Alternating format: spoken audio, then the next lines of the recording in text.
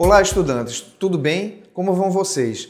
Nessa quarta competência, nós vamos pesquisar e selecionar materiais para a execução do projeto de ambientação. Os materiais são importantíssimos e a escolha deles deve ser elaborada de maneira extremamente séria e atrelada às necessidades do cliente e ao que o ambiente pode nos oferecer. Sabemos que hoje em dia nós trabalhamos com infinidade de materiais, que vão desde plásticos e polímeros até pedras naturais. Então, esse tipo de material, esse tipo de escolha de material para o projeto é algo que deve ser acompanhado com o nosso cliente e com as condições de mercado. Alguns aspectos devem ser sempre muito levados em conta na escolha dos materiais. Nós devemos trabalhar com custos, nós devemos trabalhar com a disponibilidade do material no mercado, nós devemos trabalhar também com o que se espera do projeto e como esses materiais vão trabalhar, vão nos ajudar na elaboração do projeto. Ou seja, nós sabemos que, por exemplo, cores transmitem emoções. Então, como vamos trabalhar com as cores dentro de uma situação em que nós temos milhares de tonalidades, milhares de possibilidades de cores para cada ambiente? Nós vamos trabalhar com madeira, nós vamos trabalhar com pedras naturais, com o porcelanato, que é muito usado nos dias de hoje. Como nós vamos fazer isso? Então, a elaboração do projeto e a escolha dos materiais vai depender de questões financeiras do cliente, dos gostos do cliente, da disponibilidade desses materiais e como esses materiais trabalham dentro dos ambientes. Nós não podemos colocar os materiais por modismo ou por gostos pessoais que não tenham uma razão muito forte de ser. Por exemplo, no caso do porcelanato, o porcelanato tem uma característica de grande brilho, grande durabilidade, mas ele também é um material muito liso. Então, nós poderemos usar esse material a contento num espaço que seja utilizado por idosos ou por crianças. Precisamos pensar nisso. É importante que haja uma adequação do usuário ao material. Ele não poderá ser um material aleatório. Claro, alguns materiais são muito belos, por exemplo, a madeira. Mas a madeira, como se comporta no nosso clima tropical? Precisamos pensar nisso, porque geralmente, devido à umidade da nossa região, há problemas de mofo, há problemas do aparecimento de insetos que comem a madeira, que são os famosos insetos xilófagos, como os cupins, por exemplo. Então, essa madeira precisa ser tratada. Esse tratamento da madeira demanda o quê? Custos. O cliente tem condição para isso? O que podemos fazer para minimizar esses custos e, ao mesmo tempo, tornar o ambiente rico? Porque nós também não podemos abrir mão dos materiais apenas por questão de custos. Nós precisamos trabalhar com pesquisa muito séria para encontrarmos materiais de boa qualidade por um preço que seja acessível para o cliente. Porque, antes de tudo, nós precisamos manter o sonho do cliente. Nós não podemos trabalhar com uma situação em que a gente negue ao cliente o que ele efetivamente quer. Temos que contrabalançar tanto a questão da realidade dos fatos, dos materiais e dos custos, quanto os desejos e interesses do cliente. Isso é muito importante porque nós nunca podemos esquecer que o fundamental e o principal do projeto de ambientação é garantir a qualidade de vida e a satisfação desse cliente. Então, dentre os materiais que nós trabalhamos estão as tintas, por exemplo. A gente sabe que hoje em dia as tintas têm texturas, cores, brilhos ou opacidade diferenciados, e a gente vai trabalhar com isso de acordo com o tamanho do ambiente, o gosto do cliente e o que ele quer para aquele ambiente. Que tipo de emoção, se ele quer um ambiente calmo, se ele quer um ambiente mais frenético. Então nós temos o uso das cores que já foram estudados em outras disciplinas, e temos que trabalhar isso com muito cuidado.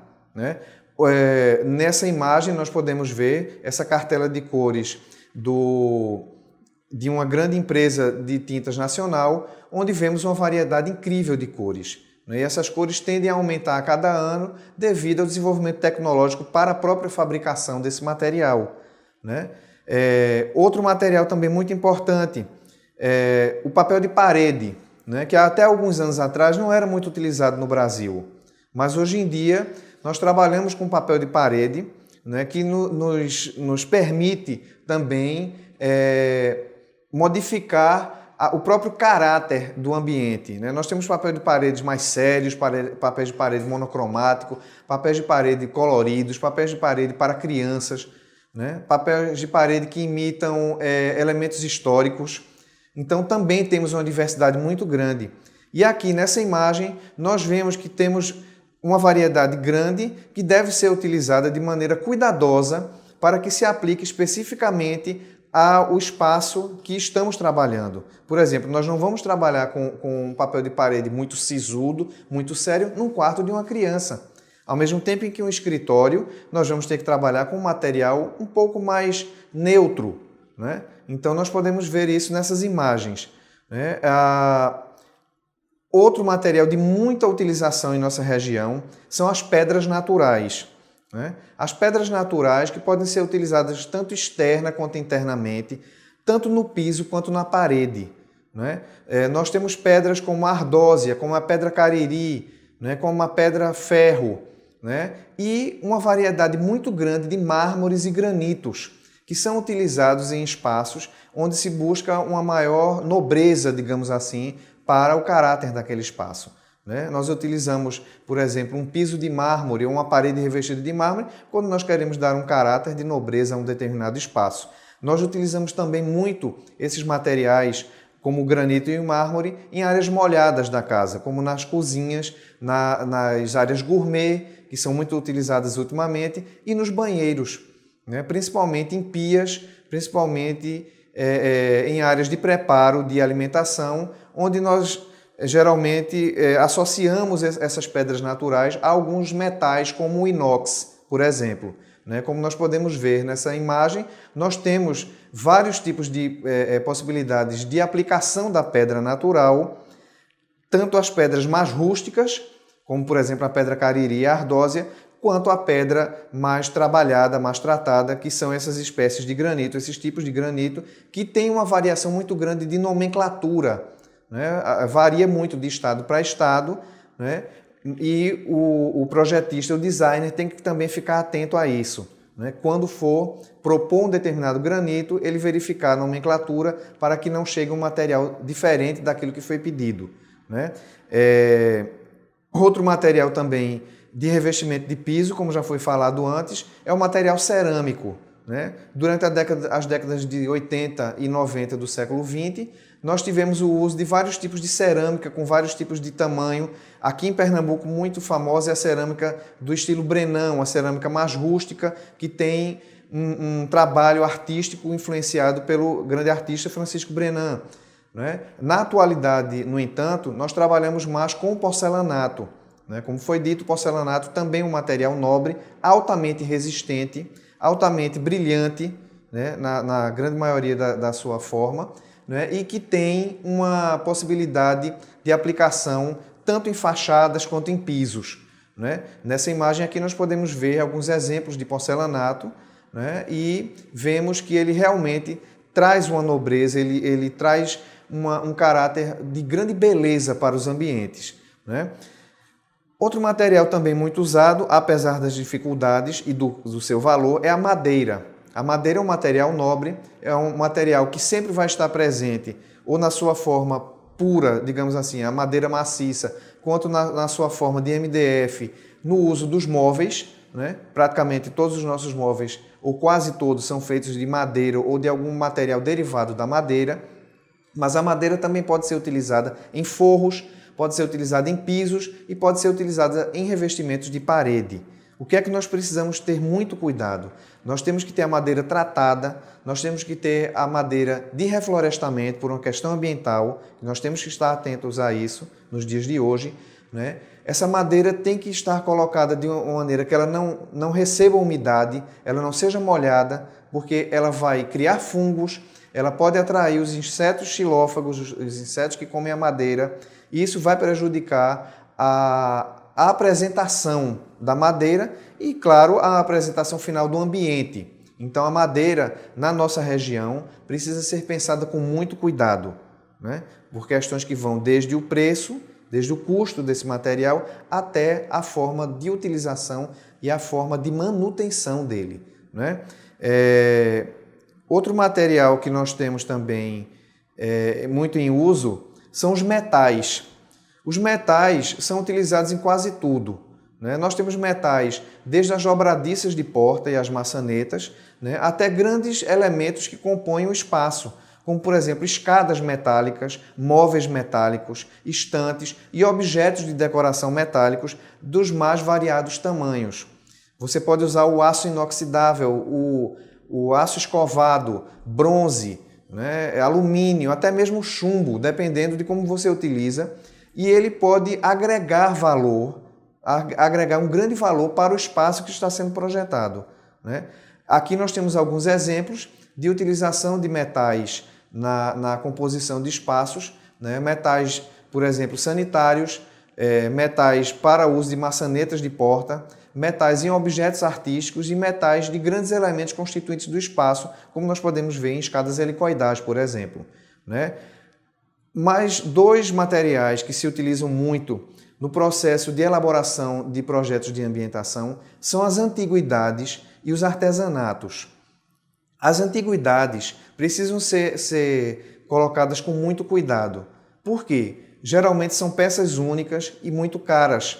Então elas precisam ter um espaço específico dentro daquele ambiente para que elas possam ser valorizadas e que elas também valorizem o ambiente. Porque uma antiguidade mal colocada dentro de um ambiente pode gerar, na realidade, uma depreciação deste.